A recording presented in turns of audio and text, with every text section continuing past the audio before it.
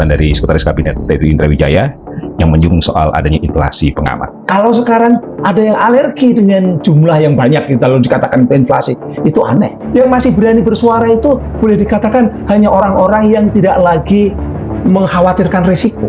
Nggak ada undang-undang ataupun juga norma di dalam perundang-undangan kita yang mengatakan bahwa dilarang mengkritik, nggak ada. Bahkan konstitusi memperbolehkan kritik. Akhir-akhir ini, lebih banyak Teddy Indra Wijaya, Sekretaris Kabinet yang tampil dalam merespon apa yang menjadi persoalan di masyarakat. Teddy Indra Wijaya itu kan kompetensinya apa? Pengalamannya apa sebagai seorang katakanlah komunikolog atau jubir, spokesperson? Ini perlu orang yang profesional. Jangan semuanya lalu Teddy. Itu akan memunculkan banyak masalah, baik secara kompetensi, kemudian kredibilitas, mau jadi apa? Mau jadi racing star yang baru. Pak Prabowo kan juga pernah menyampaikan, saya tahu ini siapa di belakangnya. Justru itulah makanya kenapa Pak Prabowo itu perlu memperhatikan suara-suara rakyat murni.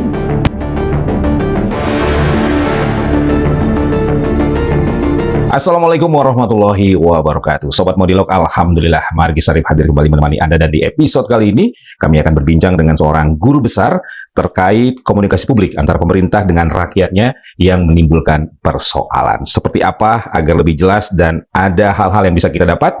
Langsung saja saya sapa guru besar dari FISIP Universitas Airlangga Surabaya, Profesor Henry Subiakto. Prof, matur suwun. Sama-sama. Sudah hadir. Ya. Prof, saya ingin mulai dari masalah komunikasi publik yang dilakukan oleh penguasa pemerintah, mulai dari pernyataan Presiden Prabowo Subianto yang akan menertibkan para pengamat yang dianggap tidak patriotik, dan yang terbaru pernyataan dari Sekretaris Kabinet Teddy Indra Wijaya yang menyinggung soal adanya inflasi pengamat. Monggo, Bro. Kalau saya boleh bicara dalam artian sebagai pengamat, ya gitu kan. Pengamat sekarang ini boleh dikatakan, kalau dikatakan inflasi dari mana? Karena kita tahu bahwa dalam sistem demokrasi itu density communication, kepadatan komunikasi itu memang akan banyak sekali, tinggi sekali, padat sekali. Karena ada kebebasan. Sudah ada kebebasan ditambah dengan era digital di mana semua orang punya konten sendiri, punya media sendiri, sehingga mudah untuk mewarnai namanya public sphere atau dunia publik, ya, komunikasi publik. Nah, kalau sekarang ada yang alergi dengan jumlah yang banyak, kalau dikatakan itu inflasi, itu aneh. Karena sebenarnya kalau kita mau fair, ya, coba demokrasi kita apa yang terjadi? DPR boleh dikatakan jarang sekali kritis atau berani melakukan suara-suara keras kepada pemerintah. Karena ketua umumnya partai-partai yang ada di DPR itu hampir sebagian besar ada di pemerintahan. Yang tidak cuma PDIP, ya kan? Yang tidak di pemerintahan.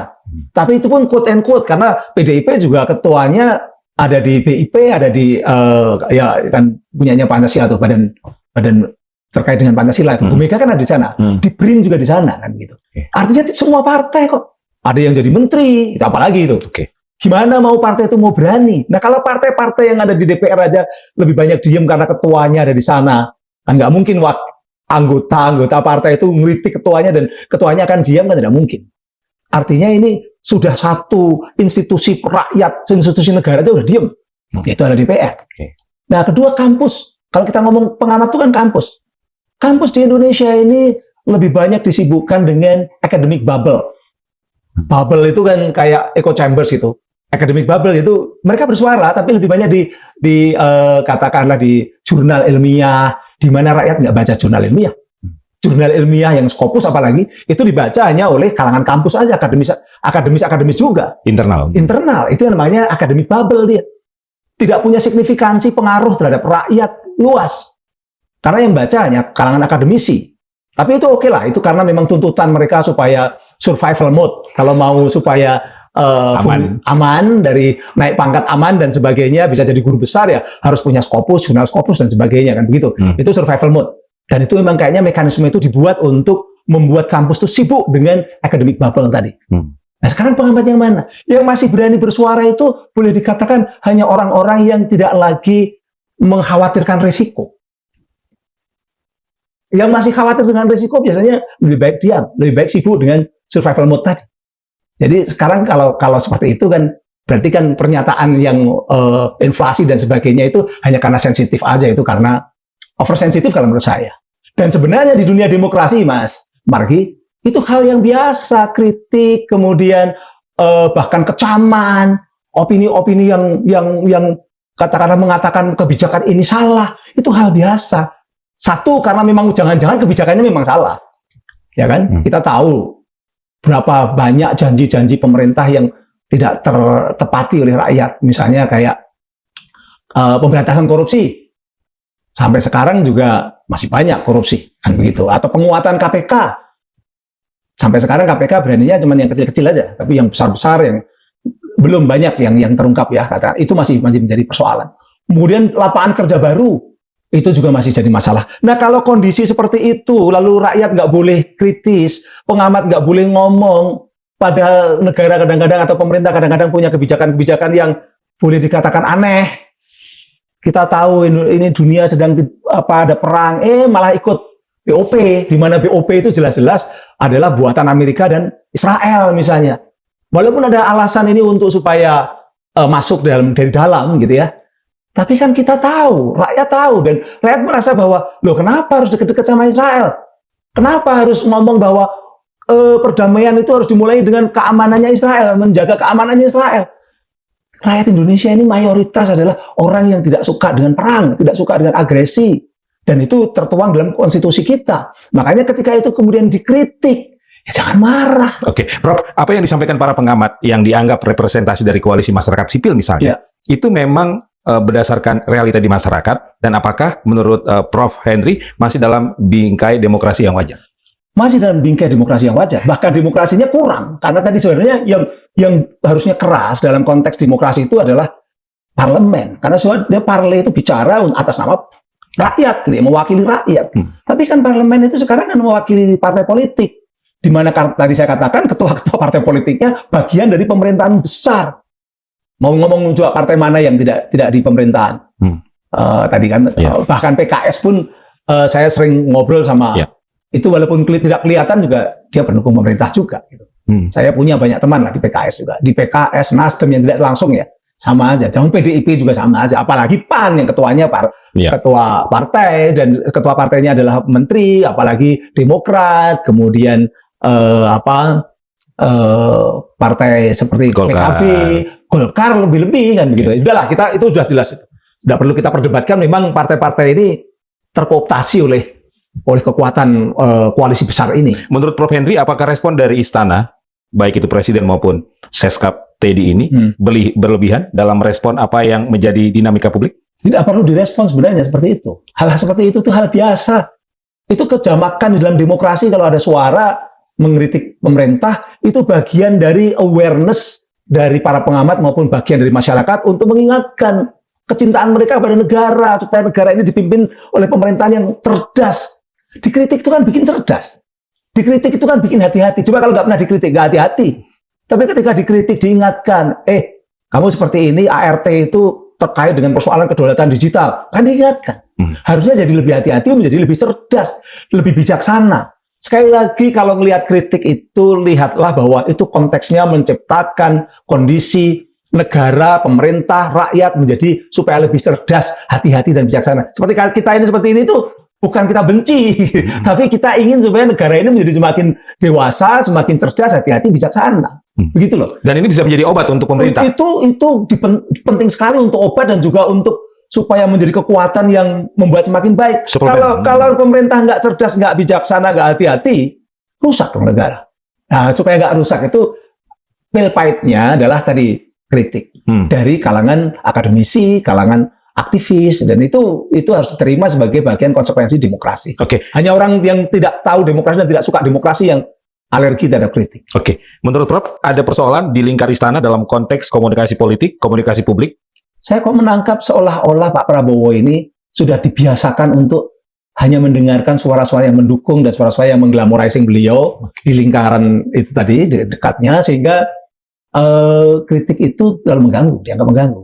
Padahal sebenarnya justru kritik sebagai counterpart ya. Kalau bisa malah di istana tuh ada sayap-sayap yang melakukan exercise mengkritisi. Kalau mau bikin kebijakan seperti ini, hati-hati loh, ini nanti konsekuensinya seperti ini, begini. Begitu, itu akan lebih bagus dan akan lebih cerdas tadi. Tapi kalau semuanya top down, yes man, ABS, ya korbannya adalah negara, masyarakat. Apa risikonya untuk tata kelola pemerintahan?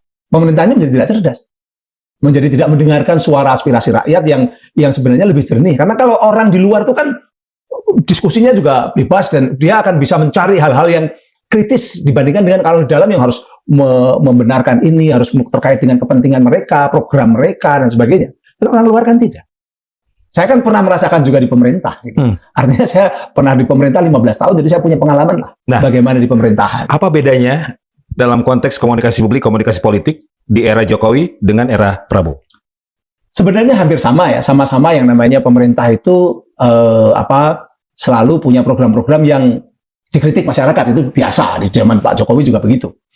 Nah, yang penting adalah begini, kalau dulu ya, ketika saya masih di pemerintahan, yang namanya menertibkan katakanlah atau menghadapi kritik itu kita anggap sebagai hal yang biasa dan kalau perlu mungkin juga kita langsung kontestasi aja di dunia media atau di komunikasi publik, kontestasi artinya ya udah kita berdebat siapa yang kira-kira narasinya lebih kuat itu kita terima gitu.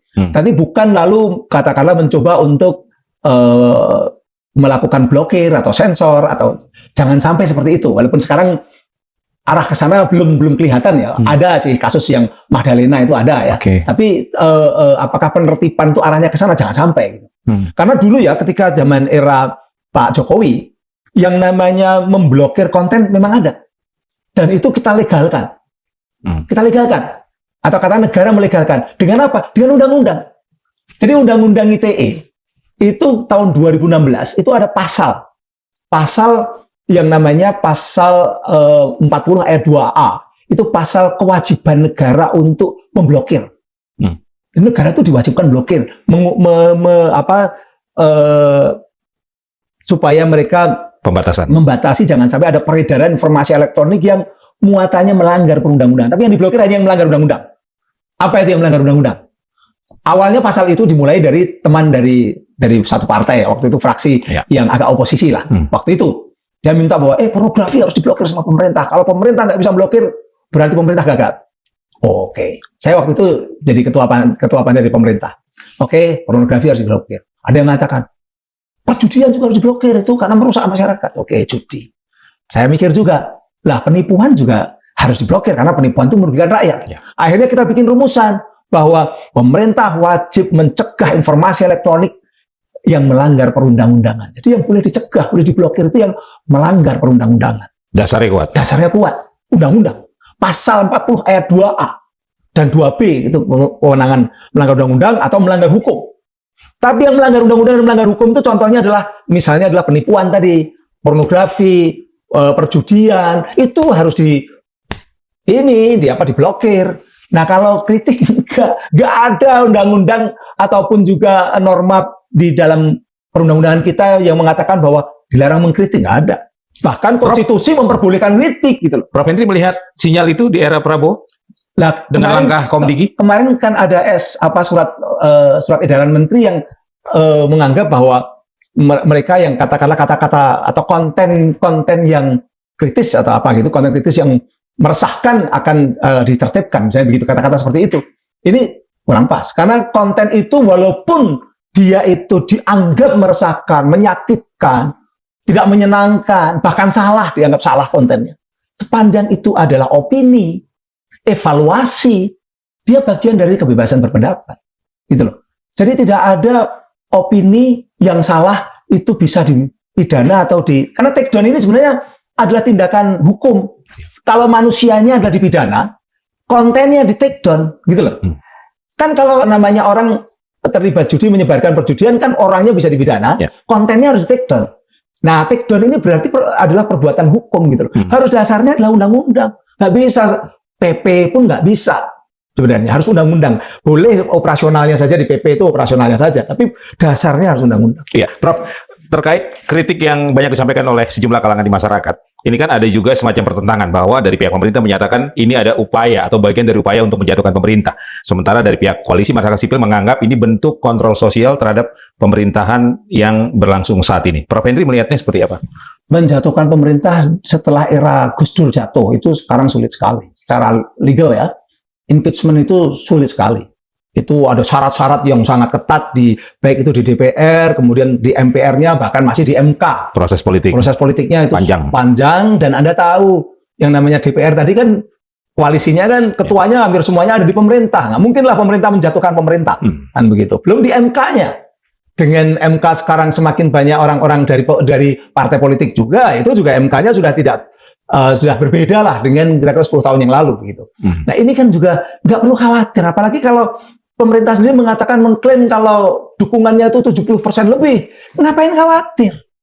Nggak perlu khawatir. Negara ini menjamin kok sustainabilitas pemerintahan itu, asalkan ya tidak memprovokasi rakyat, gitu kan? Asalkan kebijakan-kebijakan itu juga mendengarkan masyarakat. Jangan sampai kasus seperti yang terjadi sekarang di Amerika. Amerika ini kan juga lagi hangat-hangatnya tentang ngomongin impeachment untuk Donald Trump. Dan Amerika itu negara yang sangat demokratis sebenarnya. Udah berapa ratus tahun mereka merdeka kan, sejak tahun 1700 sekian itu. Nah ini berarti apa? Berarti negara demokratis pun dimungkinkan ada impeachment. Walaupun itu sulit. Indonesia lebih sulit karena kita pernah punya pengalaman trauma gara-gara Gus Dur dijatuhkan, itu sekarang dipersulit gitu kan. Nah tinggal sekarang ini sebenarnya semuanya tergantung Pak Prabowo. Kalau Pak Prabowo masih mau mendengarkan, kemudian mengakomodir orang masukan-masukan dari kalangan akademisi dan sebagainya, saya yakin aman sampai 2029, bahkan bisa terus kok itu. Prof, tadi menyinggung Amerika kan. Di Amerika kan terkait perang Iran misalnya. Ini kan ada situasi yang nggak connect nih antara Presiden Trump, pemerintahnya, dengan apa yang menjadi aspirasi rakyat Amerika. Situasi itu terjadi di Indonesia kah? Bahwa nggak connect nih kayaknya pemimpin dengan rakyat? Tidak persis 100%, tetapi ada kemiripan-kemiripan. Karena kan kita tahu bahwa Pak Presiden kita, ya, Presiden Prabowo, nampaknya memang begitu dekat dengan Trump. Bahkan sebelum perang terjadi sempat memberikan statement bahwa kalau mau perdamaian ya harus membuat Israel itu aman gitu ya. Dijaga keamanannya. Nah sekarang dijaga keamanannya itu seperti apa? Kan begitu. Sekarang kemudian kebetulan kita juga menjadi korban, tentara kita menjadi korban di Lebanon. Kita tahu bahwa Lebanon ini adalah negara yang dari dulu sering ada konflik di sana, dan Israel itu beberapa kali menyerang dengan alasan mengejar gerilyawan Palestina. Itu tahun 73 udah terjadi, mengejar PLO waktu itu.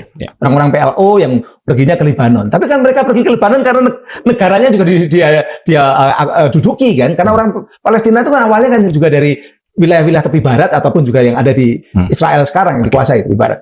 Artinya ini kan problema lama gitu ya. Apakah itu juga harus diamankan? Kan begitu. Karena kan kita sekarang tahu bahwa Israel itu punya desain menjadi Israel Raya, itu yang ingin diwujudkan oleh Bibi Netanyahu, Benyamin Netanyahu kan begitu. Apakah itu juga mau diamankan? Nah ini menjadi kontroversi. Makanya kenapa lalu orang mengingatkan Pak Prabowo hati-hati. Ini sensitif masalah ini. Saya tuh punya banyak teman di Israel sana. Saya punya banyak teman. Saya masih WA-an sama teman di Israel sana sampai sekarang di Hebrew University, Yerusalem. Tapi ini harus hati-hati, karena apa, ini persoalan yang sensitif. Sensitifnya itu karena apa? Karena memang sudah cukup lama. Nah, kayaknya kasus Trump ini kan, Trump yang agresif, yang menyerang dulu ke Amerika, rakyatnya ternyata tidak setuju. Begitu pula dalam konteks Indonesia, Pak Prabowo yang terlalu dekat kepada Trump dan juga seolah-olah tidak mau menyalahkan Israel di kasus kemarin tentara kita meninggal, hanya mengecam perbuatannya tapi tidak mengecam Israelnya. Padahal sekarang udah terbukti oleh laporan dari UNIFIL, dari PBB, pelaku itu adalah Israel. Itu menurut PBB ya.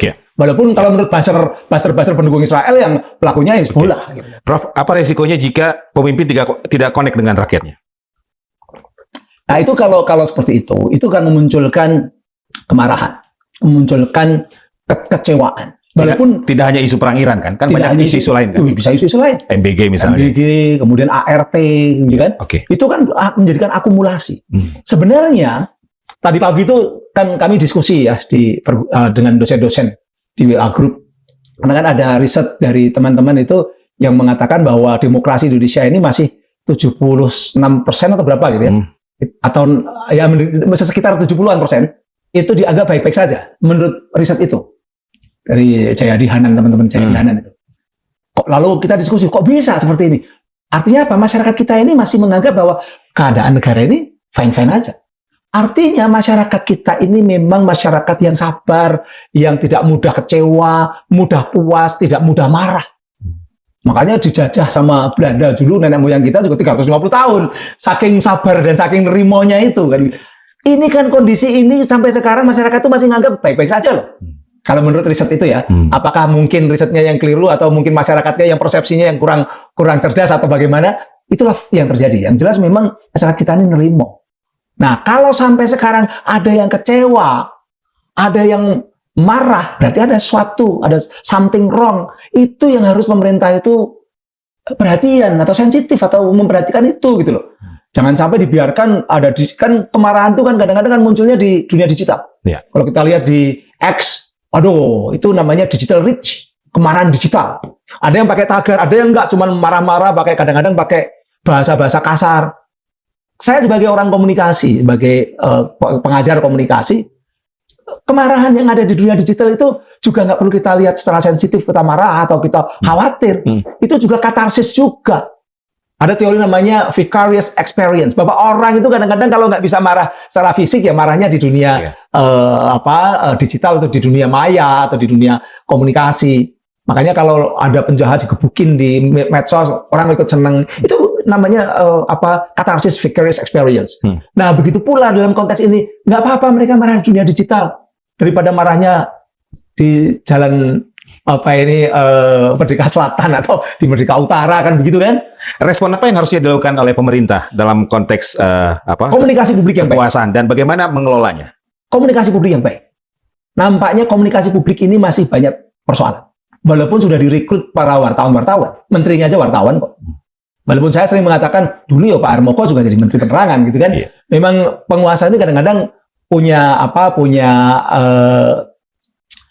strategi-strategi untuk menggandeng mereka-mereka yang katakanlah kritis gitu ya. Wartawan kan kritis, kan strateginya diambil gitu ya. Menterinya wartawan, dirjennya wartawan, tapi ternyata komunikasi publiknya masih bermasalah sehingga kayaknya malah mau blokir tadi kan, jangan sampai itu nanti mengulang pengalamannya Pak Harmoko tahun 1984. Prof, ada Komdigi, ada Badan Komunikasi Pemerintah, bahkan Mensesnek, Mas Pras itu sempat mendapat tugas sebagai juru bicara pemerintah begitu kan.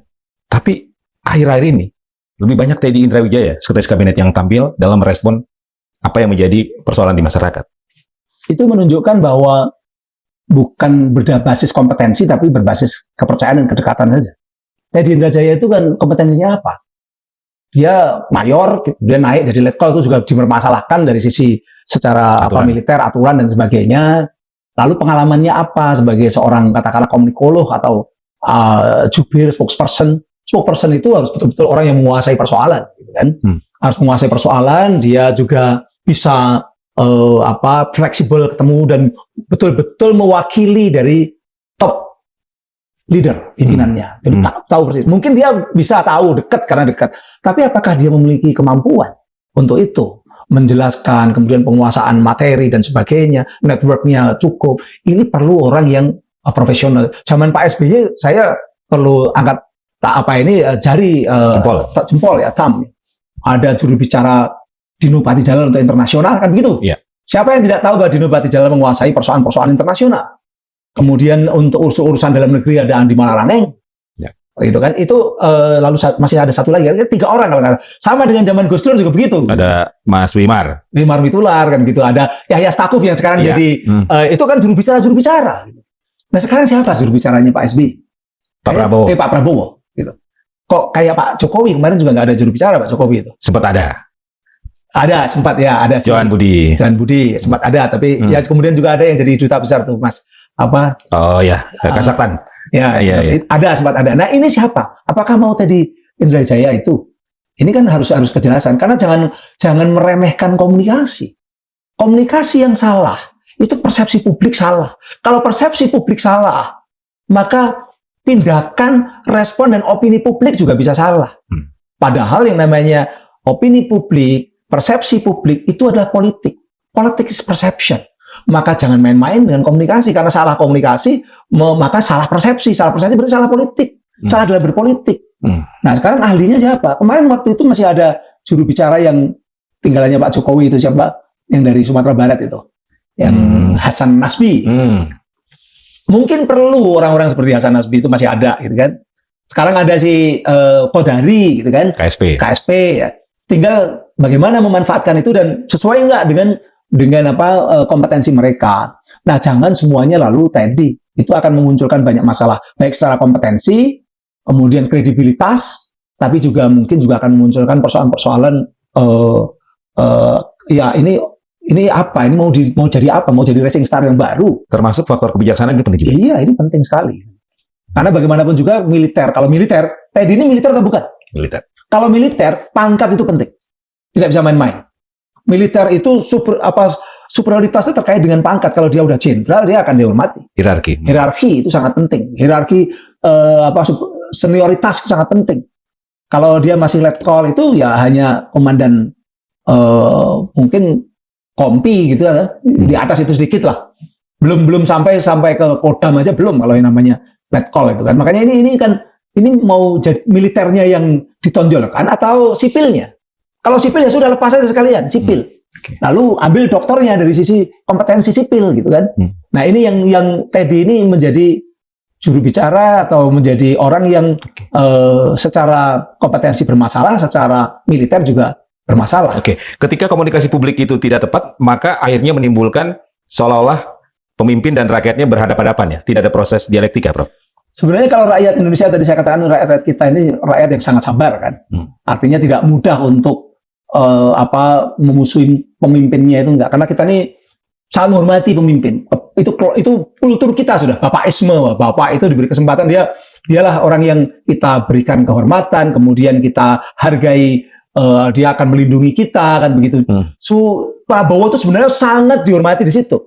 Nah, tinggal sekarang adalah bagaimana dia memanage kepemimpinannya dan sekaligus bagaimana dia menggunakan anak buahnya. Jangan sampai anak buahnya itu hanya yang ABS atau yang yes man aja. Yang harus cari yang profesional. Gitu. Saya berharap seperti itu sih. Atau memang Presiden Prabowo tidak memberikan porsi itu kepada circle-nya? Nampaknya belum kelihatan. Ya, walaupun kita tahu bahwa sebenarnya circle Pak Prabowo ini juga banyak orang-orang yang berpengalaman, katakanlah kayak Menhan Safri itu kan dia udah cukup lama ya, pernah jadi sekjen di Kemhan, sekarang jadi Menteri Pertahanan, dulunya dia pernah jadi Pangdam, udah lama sekali. Dan sangat mengenal Pak Prabowo. Dia mengenal Pak Prabowo, sebenarnya dia orang yang bisa banyak dipercaya untuk berbagai hal terkait dengan kepemimpinan Pak Prabowo gitu. Tapi kalau yang anak-anak muda ini, yang Hambalang Boys ataupun juga yang baru ya, kayak Teddy kan dia baru kan, sebenarnya dia masuk kan baru 2019 kalau nggak salah dia masuk ke lingkaran Pak Prabowo itu perlu dilihat, dievaluasi lah, karena ini negara besar. Prof, di era Jokowi kan banyak sekali buzzer yang digunakan oleh penguasa ya untuk mengcounter apa yang menjadi aspirasi terutama dari kalangan oposisi. Nah, di rezim Prabowo, Prof melihat apakah itu tidak ada atau sinyalnya sudah mulai ada? Dulu Pak Jokowi itu punya banyak relawan, jelas itu. Dia kan punya banyak sekali kelompok-kelompok relawan. Nah, di relawan-relawan itu ada influencer-influencer. Dan mereka secara terbuka pendukung Jokowi. Kita kenal lah namanya Denny Siregar, itu kan relawan. Bahkan teman saya Rudi Kamri juga relawan. Eko Kuntadi relawan. Banyak lah, itu banyak. Itu kalau nggak usah kita sebutkan satu persatu. Tapi yang jelas mereka itu relawan-relawan yang mendukung Pak Jokowi karena waktu itu melihat Pak Jokowi adalah figur rakyat kecil yang bisa menjadi presiden sehingga ada kebanggaan, ada harapan di situ. Nah, itu yang sekarang ini tidak muncul. Relawan-relawan itu nggak kelihatan. Relawan yang kita sebut sebagai buzzer ya, influencer sebenarnya. Relawan yang jadi influencer. Lalu relawannya Pak Prabowo? Enggak, kalau dulu kan relawan jadi influencer, kemudian kita anggap sebagai buzzernya Pak Jokowi kan begitu. Sekarang Pak Prabowo kan nggak kelihatan siapa relawannya. Sementara relawannya Pak Jokowi yang sering disebut termul gitu ya, istilahnya begitu. Itu kan sampai sekarang kalau namanya kasus ijazah Jokowi muncul semua itu. Dan itu orang-orangnya kelihatan gitu. Pak Prabowo kan tidak. Pak Prabowo ini masih banyak yang boleh dikatakan identitasnya tidak kelihatan. Sehingga kemungkinan memang yang mendukung Pak Prabowo ini dulunya juga dari kelompok-kelompoknya pendukung Pak Jokowi. Tapi yang muncul sekarang bukan influencer relawan yang jelas identitasnya, tapi yang banyak kalau di era Pak Prabowo ini adalah yang tidak punya identitas. Ya ini mungkin pertimbangan-pertimbangan mereka, tapi ini jelas kalau tidak punya identitas itu ya kredibilitasnya diragukan karena bisa pindah kemana-mana kalau itu. Tergantung siapa yang dekat dan siapa yang menggunakannya kalau abu-abu. abu-abu. Itu yang terjadi. Tapi kalau dilihat dari sisi katakanlah seperti yang kemarin disampaikan Bu Kony, bahwa Bu Kony diserang gitu kan. Memang saya sendiri juga kadang-kadang akun saya sering diserang oleh, tapi karena saya pengajar komunikasi, saya tahu baik, oh ini akun bot. Ini bukan orang. Ini karena memang banyak sekali sekarang ini yang namanya robot buzzer yang agresif di medsos itu banyak sekali. Baik robot itu membuat konten, membuat akun, nyerang mereka-mereka yang memang nampaknya berbeda posisi begitu kan, ataupun juga robot-robot yang nyerang situs, ada yang nyerang situs. Yaitu terutama kalau udah para ahli teknologi menggunakan malware, lalu ada DDoS misalnya begitu. Artinya ini sekarang ini terjadi. Nah, kalau saya menganjurkan kepada teman-teman yang katakanlah mau mengkritik pemerintah, nggak perlu khawatir. Ketika Anda juga dikritik, diserang, jangan anggap yang nyerang itu selalu manusia. Saya kalau diserang, dikatakan saya sebagai seolah seperti buzzer, ya terserah Anda mau menilai saya apa. Yang jelas saya ini senior ya. Saya pernah di pemerintahan, saya di kampus juga senior. Kalau ada seperti itu, saya anggap bahwa ini suara-suara buzzer atau suara tadi robot buzzer yang dibuat dari bot tadi. Ya, Prof. Bagaimana kemungkinan adanya pihak ketiga yang bermain di air keruh memanfaatkan isu-isu atau dinamika di masyarakat? Karena Pak Prabowo kan juga pernah menyampaikan, saya tahu ini siapa di belakangnya. Bisa terjadi. Jadi di era digital itu siapapun bisa saja bermain, termasuk asing juga bisa saja bermain, kan begitu. Bisa. Atau mereka-mereka yang merasa dirugikan dengan pemerintahan sekarang. Mereka-mereka yang dirugikan oleh pemerintahan sekarang, atau mereka-mereka yang ingin menggantikan pemerintahan sekarang. Kan bisa semuanya. Jadi itu justru itulah makanya kenapa Pak Prabowo itu perlu memperhatikan suara-suara rakyat murni. Hati-hati dengan suara-suara yang dimanipulasi oleh robot dan buzzer-buzzer elektronik digital itu gitu kan. Gimana memfilternya, Prof? Suara rakyat yang murni. Ini justru jadi tugasnya Komdiki. Komdiki itu harus punya tugas, harus ke sana. Jangan malah yang diawasi itu adalah aktivis-aktivis mahasiswa, aktivis-aktivis LSM yang jelas-jelas identitasnya, tapi yang tidak punya identitas.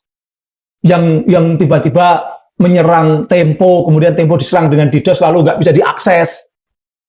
Banyak itu yang diserang sama DDoS itu. DDoS itu kan distributed denial of services. Jadi semacam virus yang itu disebarkan lewat komputer dan HP orang yang kadang-kadang tidak paham, tidak ngerti kalau HP kita terkontaminasi itu. Itu lalu menjadi kekuatan yang dia membanjiri situs tertentu yang disasar. Yang pernah terjadi adalah kepada Tempo, karena Tempo kita tahu Tempo sangat aktif, sangat kritis ya. Saya khawatir Madilog juga bisa diserang seperti itu. Dan itu nanti kalau udah diserang itu ada semacam jutaan orang, bahkan bisa lebih dari jutaan, itu minta masuk ke situsnya Madilog, sehingga lalu ibaratnya seperti toko itu dimasuki banyak orang pintunya, sehingga lalu orang yang pemiliknya nggak bisa keluar, pembelinya nggak bisa masuk, ditutup jalannya itu oleh rombongan fake fake traffic tadi yang dibuat oleh DDoS tadi. Nah, ini terjadi sekarang. Ada media kecil namanya, tapi ya sekarang mulai membesar ya, namanya Muda News, itu juga pernah kena DDoS ya, kena DDoS. Kemudian ya Tempo pastilah, Tempo itu sudah, dan itu istilahnya adalah downtime, jadi nggak bisa ngelayani itu. Itu banyak itu sekarang media-media tiba-tiba hilang, termasuk punyanya Rudy Kamri itu juga pernah tiba-tiba hilang, padahal karena habis ngeritik hilang. Nah, hal-hal seperti itu adalah represi baru, model baru. Jadi represi itu tidak hanya memblokir konten, tapi juga nyerang dengan DDoS. Kemudian karena bentuk-bentuknya bisa juga kriminalisasi pada narasumber, termasuk intimidasi. Intimidasi, bahkan mungkin juga tidak hanya intimidasi, tapi ada yang dipenjarakan, walaupun cuma ditahan, ya kayak kasus-kasus seperti itu. Itu sebagian dari bentuk-bentuk represi digital ya, yang sebenarnya ini perlu dijauhkan dari negara demokrasi. Prof, apakah Prof sudah mulai merasakan ada semacam upaya represif terkait dengan kebebasan berpendapat, berekspresi di rezim sekarang ini? Ya, kalau kita melihat bahwa ada mahasiswa-mahasiswa, aktivis-aktivis yang dikenakan pasal-pasal ITE yang sebenarnya pasal itu bukan untuk mereka, bukan untuk perbuatan-perbuatan seperti itu. Nah, itu kan berarti kan ada represi, ya kan? Dan itu sering terjadi. Saya juga punya teman yang baru saja hari ini tadi kayaknya dia agak putusan hukumnya agak ringan gitu. Tapi awalnya dia khawatir juga hanya gara-gara dia ngeritik adanya korupsi. Jadi kayak kasus di sini juga. Jadi mengkritik korupsi yang kita tahu korupsi ini masih menjadi penyakit negara ini, penyakit yang menggerogoti kesejahteraan rakyat. Tapi pengkritiknya tiba-tiba dikriminalisasi dengan undang-undang ITE. Itu bagian dari represi. Kami dulu terlibat pembuatan undang-undang ITE bukan tujuannya seperti itu. Ya. Itu bukan seperti itu. Nah, bahkan sebenarnya kalau tadi masih ada yang pakai DDoS, itu dilarang undang-undang ITE itu 12 tahun itu. Kena. Jadi kalau orang menyebarkan virus untuk supaya sebuah situs pemberitaan itu tidak bisa diakses lagi, kan berarti kan dia harus memperbaiki situsnya. Mungkin juga tadi pelanggan-pelanggannya nggak bisa ngakses, kemudian ada kerugian yang mungkin terkait dengan iklan, terkait macam-macam. Ini dilarang sama undang-undang ITE. Jadi kalau ada DDoS seperti itu dibiarkan di negara, berarti undang-undang ITE itu dilanggar, dibiarkan. Harusnya polisi itu lebih banyak mencari pelaku-pelaku DDoS ini. Pelaku-pelaku cyber attack seperti ini yang nyerang situs-situs pemberitaan itu berita itu, atau yang menyerang informasi elektronik. Nah, itu jauh lebih penting dan untuk menjaga demokrasi dibandingkan dengan mengkriminalkan mereka yang kritis, padahal sebenarnya mereka itu termasuk orang-orang yang berani dalam artian tanggung jawab karena dia bisa diproses hukum kan karena orangnya kelihatan. Ya. Oke, Prof, 1,5 tahun pemerintahan Presiden Prabowo Subianto dalam konteks komunikasi publik, komunikasi politik, refleksi apa yang ingin Prof sampaikan dalam misalnya tadi bagaimana mengcounter narasi yang mengarah kepada pemerintah misalnya? Iya, sebenarnya kalau narasinya itu bagus, tidak perlu lagi menggunakan tadi buzzer-buzzer apalagi pakai bot dan sebagainya. Walaupun bot itu belum tentu pemerintah, karena bisa pihak ketiga juga. Tapi orang lalu mempersepsi bahwa ini kok dibiarkan. Karena sebenarnya kan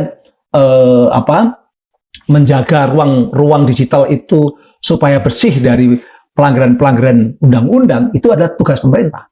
Tugas pemerintah. Karena di dalam undang-undang ITE sendiri pemerintah diwajibkan untuk menghilangkan itu semua, termasuk penggunaan infrastruktur yang disalahgunakan gitu ya oleh para pelaku kejahatan digital, cybercrime. Nah, itu kalau kita evaluasi ya nampaknya tidak lebih baik sekarang ini. Karena kita tahu bahwa tadi kenapa masih ada upaya malah justru mau mencoba untuk menertibkan itu kata-kata yang kurang baik di dalam konteks komunikasi publik. Persepsinya malah jadi buruk pada Pak Presiden. Presiden dianggap tidak bisa mengelola kritik, tidak bisa menerima kritik. Para pengkritik dianggap mereka musuh, dianggap orang-orang jahat, dianggap ante-ante asing, dianggap harus ditertibkan karena berarti melanggar ketertiban. Keseluruhan seperti itu. Padahal orang-orang kritis ini adalah orang-orang yang ingin mengingatkan supaya negara ini menjadi lebih cerdas, menjadi lebih hati-hati, lebih bijak. Saya lagi itu. Jadi kalau lalu perlu ditertibkan, lalu orang mau mencerdaskan kok ditertibkan, kan gitu kan? Orang mau membuat dewasa dan supaya hati-hati kok ditertibkan nih? Emang mereka adalah pelanggar-pelanggar lalu lintas atau pelanggar hukum kan? Enggak. Oke. Prof, matur suwun sudah bersama Madilog. Terima kasih, Mas Margi. Sobat Madilog, demikian perbincangan kami bersama Guru Besar FISIP dari Universitas Airlangga Surabaya, Profesor Henry Subiakto, terkait komunikasi publik antara pemerintah dengan rakyat, terkait isu-isu yang akhirnya menjadi persoalan di masyarakat, bagaimana pemerintah atau kekuasaan atau penguasa merespon isu-isu termasuk kritik yang disampaikan oleh sejumlah kalangan di masyarakat, termasuk oleh mereka-mereka yang tergabung dalam koalisi masyarakat sipil. Semoga bermanfaat. Saya Margi Sarip, pamit. Waalaikumsalam warahmatullahi wabarakatuh. Matur suwun, Prof.